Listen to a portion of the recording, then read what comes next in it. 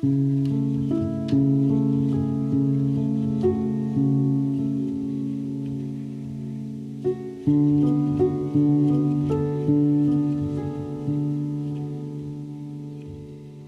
title of the exhibition is Maladie de l'amour, is kind of an open-ended reference to several things. Louise used the phrase as a title for works. She often referred to this conception of love as a kind of sickness in her writings.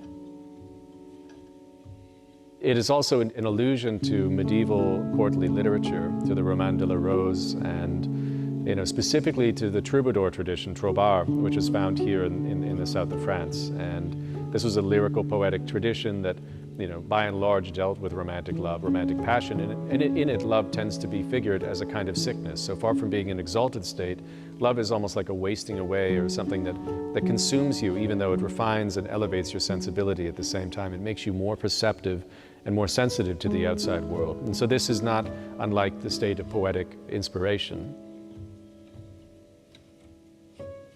Maladie de l'amour was also the title of a popular French song from the 1930s.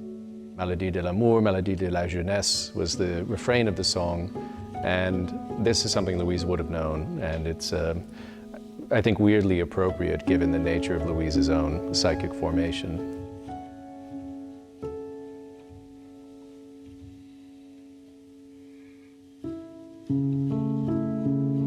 For Louise, the idea of the couple was almost an ideal state, whether it's with a partner or with a parent, something that Louise herself felt that, one way or another she had failed to attain. And so it's a kind of you could say it's a double-edged sword. It's an image or an ideal that also has its dark side for Louise. To be dependent on another person implies vulnerability to that person. It means the other person could cut you off, could hurt you. But to be without the other person meant that you were completely isolated, which is a state that she didn't want either. So she was always oscillating, I think, between the positive and the negative aspect of the couple. And if you look at her work, the couple is something that she was exploring from the very beginning.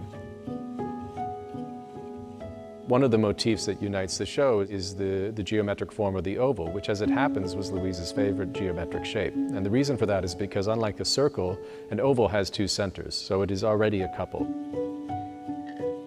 The whole show is really a kind of story, and it's told not with words, but with these repetitions of motifs like the oval, mirrored reflective surfaces, even like the fragmented body that's in Shredder and the fragmented torsos that are in the two fabric couples.